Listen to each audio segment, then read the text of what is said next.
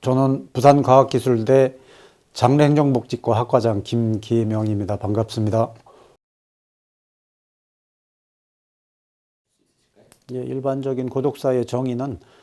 사망 후에 3일 후에 발견되는 시신을 고독사라고 일반적으로 얘기를 하는데, 고령사회가 먼저 진행된 일본에서 시작된 그런 개념인데, 우리나라에 유입이 된 거는 2011년 정도부터 개입이 됐고, 특히 서울이라든지 지방의 양극화로 인해서 노인들이 많이 생기면서 발생된 그 사회 현상이라고 볼 수가 있는데, 특히 청년 고독사 같은 경우는 최근에 많이 발생하는 현상이라고 볼 수 있습니다.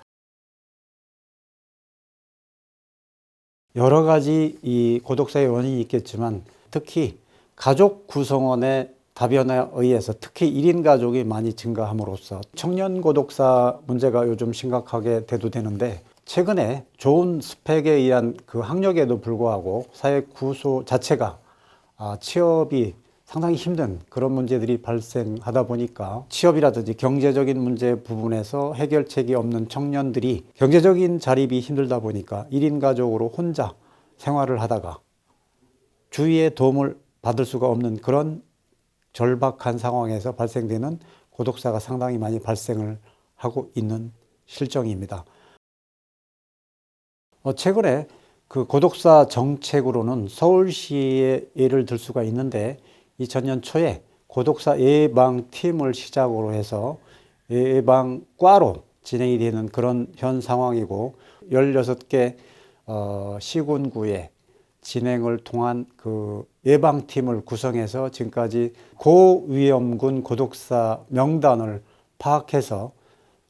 지속적으로 관리하는 그런 방법이 가장 좋은 사례라고 볼 수 있고, 부산 같은 경우는 2017년도에 고독사 예방팀을 구성해서 진행을 하다가 지금은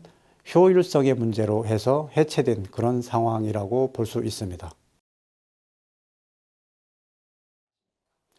일본 사례에서 저는 말씀을 드릴 수가 있는데, 일본은 2000년 초에 고독사가 많이 발생한 부분에 대한 해결책으로 고독사 보험이 진행이 되고 있습니다. 그러니까 일반 보험 중에서 고독사 보험 같은 경우는 고위험군, 앞으로 고독사가 발생할 수 있는 대상을 파악해서 보험에 가입시켜 가지고 그 기업체에서 문제 해결을 해주는 그런 그 사회적 시스템이라고 볼 수 있습니다. 지자체에서, 정부에서 못하는 부분을 민간기업, 특히 대기업이 참여를 해서 적극적인 홍보 마케팅을 통해서 캠페인성 고독사 예방 정책이 됐고, 그 결과 엄청난 그 효과가 있었던 사례이기 때문에 우리나라도 고독사 그 보험을 통해서 대기업이 적극적으로 개입을 하게 되면 가장 효율적인 그 고독사 예방 정책이 될 것이라고 생각을 합니다.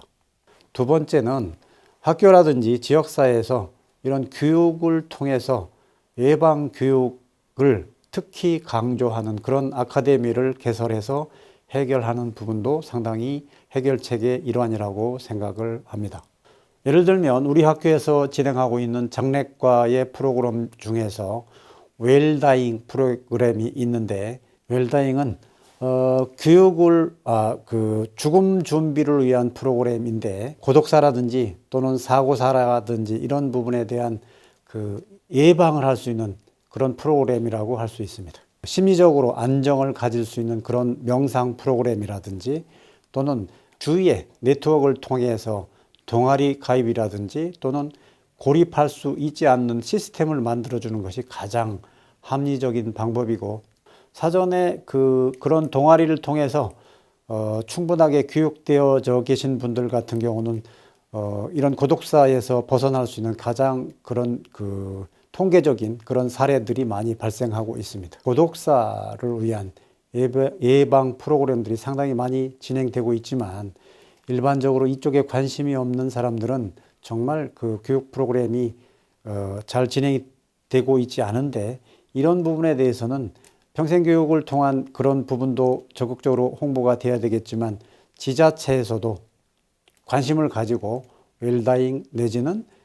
고독사 예방 프로그램을 진행해 주시는 것이 가장 바람직하다고 생각을 합니다. 그러니까 개인 같은 경우는 사실은 그 취업을 가장 근본적으로 1인 고독사를 탈출할 수 있는 취업이라든지 직장을 구해주는 일이 가장 중요하고, 적극적인 지자체라든지 또는 학교에서 운영하는 고독사 예방 프로그램에 적극적으로 참여를 하시고 홍보라든지 이런 부분을 통해서 동아리라든지 이런 쪽을 적극 활동을 하시면 고독사를 예방할 수 있는 좋은 사례라고 생각을 합니다.